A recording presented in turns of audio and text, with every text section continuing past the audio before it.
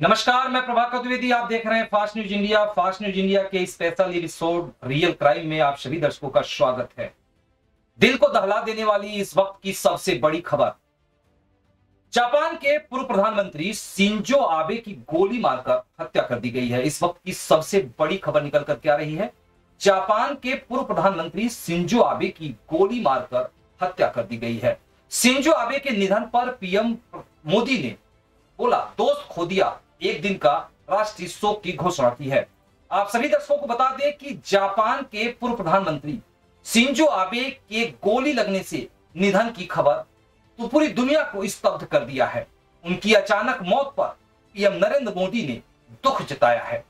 प्रधानमंत्री नरेंद्र मोदी ने कहा कि जापान के पूर्व प्रधानमंत्री शिंजो आबे के निधन पर गहरा शोक जताता हूं और उन्होंने कहा कि अपना पूरा जीवन जापान और दुनिया को एक बेहतर स्थान बनाने में शिंजो आबे ने समर्पित कर दिया। पीएम ने कहा कि उन्होंने अपना एक अच्छा दोस्त खो दिया। मोदी ने आबे के प्रति गहरे सम्मान के प्रतीक के तौर पर 9 जुलाई को एक दिन का राष्ट्रीय शोक रखे जाने की भी घोषणा की है। आप सभी दर्शकों को बता दें कि प्रधानमंत्री मोदी ने ट्विटर पर अपनी भावुक प्रतिक्रिया व्यक्त करते हुए प्रधानमंत्री मोदी ने कहा कि अपने हालिया जापान दौरे पर उनकी मुलाकात आबे से हुई थी और उनसे कई मुद्दों पर चर्चा का अवसर मिला था, लेकिन मुझे तनिक भी अंदाजा नहीं था कि यह हमारी आखिरी मुलाकात होगी। बता दें कि आबे जापान के सबसे शक्तिशाली और प्रभावी नेताओं में शुमार थे।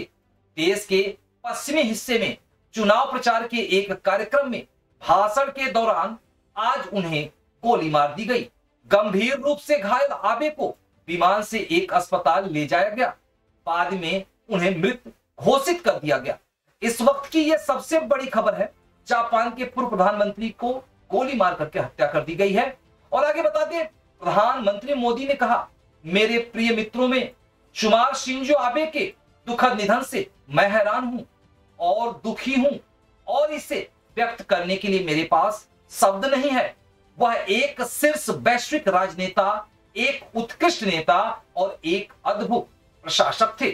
उन्होंने जापान विश्व को एक बेहतर स्थान बनाने के लिए अपना पूरा जीवन देश को समर्पित कर दिया। गुजरात सीएम के पद तक हमारी दोस्ती थी।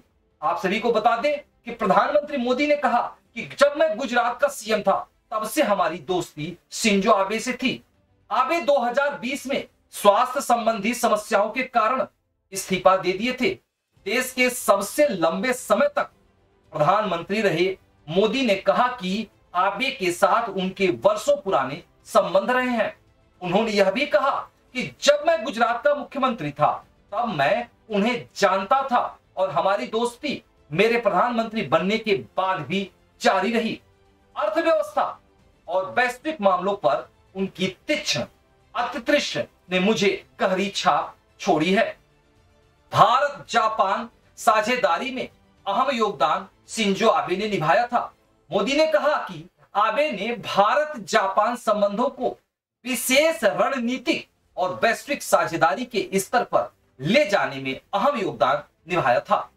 आज जापान के साथ पूरा भारत भी उनके निधन से शोक में डूब गया है। हम दुख की इस घड़ी में अपने जापानी भाइयों और बहनों के साथ मजबूती से खड़े हैं। 9 जुलाई को पीएम मोदी ने शोक की घोषणा की है। प्रधानमंत्री ने आबे के सम्मान में 9 जुलाई को भारत में एक दिवसीय राष्ट्रीय शोक की घोषणा कर दी है। मोदी ने कहा कि जापान के उनके पिछले दौरे पर उनकी मुलाकात आबे से हुई थी और इस दौरान उन्होंने कई सारे मुद्दों पर चर्चा भी की। उन्होंने कहा वह हमेशा की तरह हंसी मजाक और अंतर्दृष्टि से परिपूर्ण थे। मुझे तनिक भी अंदाजा नहीं था कि यह हमारी आखिरी मुलाकात होगी। उनके परिजनों और जापान की जनता के प्रति मेरी गहरी संवेदना है। प्रधानमंत्री ने आबे के साथ टोक्यो में हुई अपनी आखिरी मुलाकात से संबंधित एक तस्वीर भी साझा की है। इससे पहले जब आबे को गोली मारे जाने की जानकारी सामने आई थी तो मोदी ने एक ट्वीट कर कहा था कि वह इससे व्यथित हैं। उन्होंने आबे के जल्द स्वस्थ होने की कामना भी की थी। उन्होंने एक ट्वीट में कहा, मेरे प्रिय मित्र शिंजो आबे पर हमले की खबर सुनकर व्यथित हूं। मेरी संवेदनाएं और प्रार्थनाएं उनके परिजनों और जापान की जनता के साथ है। आबे के निधन से पूरी दुनिया स्तब्ध है। दुनिया के सबसे सुरक्षित देशों में से एक माने जाने वाले जापान के 67 वर्षीय आबे को गोली मारे जाने की घटना ने लोगों को स्तब्ध कर दिया है। पुलिस ने घटना स्थल पर ही संदिग्ध हमलावर को गिरफ्तार कर लिया। घटना के बाद प्रधानमंत्री फूमियो किशिदा और उनके कैबिनेट मंत्री देश भर में अन्य प्रचार अभियानों को बीच में रोककर टोक्यो लौट आए हैं। किशिदा ने इस हमले को कायराना और बर्बर बताया है और कहा कि चुनावी अभियान के दौरान हुआ यह अपराध पूरी तरह अक्षम्य है। और आप सभी दर्शकों को बता दें कि जापान के सरकारी प्रसारणकर्ता NHK ने घटना का एक फुटेज प्रसारित किया है, जिसमें नारा में एक मुख्य ट्रेन स्टेशन के बाहर आबे को भाषण देते हुए देखा गया। जब गोली चलने की आवाज सुनी गई तो आबे खड़े थे। उन्होंने गहरे नीले रंग के कपड़े पहने हुए थे और अपनी मुट्ठी उठा रहे थे। इसके बाद फुटेज में आबे को सड़क पर गिरते और कई सुरक्षा कर्मियों को उनकी ओर भागते देखा गया। उन्होंने अपने सीने पर हाथ रखा हुआ था और उनकी कमीज पर खून लगा हुआ था। तो इस तरह से आज जापान के पूर्व प्रधानमंत्री की गोली मार करके हत्या कर दी गई और हत्या करने वाले व्यक्ति को भी मौके वारदात से गिरफ्तार कर लिया गया। हत्याकर्ता व्यक्ति को गिरफ्तार करने के बाद जब उनसे पूछा गया तो उन्होंने कहा कि मैं जापान के पूर्व प्रधानमंत्री से नाराज चल रहा था, इसलिए मैंने उनकी हत्या कर दी। बाकी क्या है पूरा मामला, हम करेंगे इसकी पूरी तहकीकात। आप बने रहिएगा फास्ट न्यूज इंडिया पर, हम लाते रहेंगे इस तरह की रियल क्राइम। तब तक के लिए हमें दे इजाजत और आप बने रहें फास्ट न्यूज इंडिया पे। नमस्कार।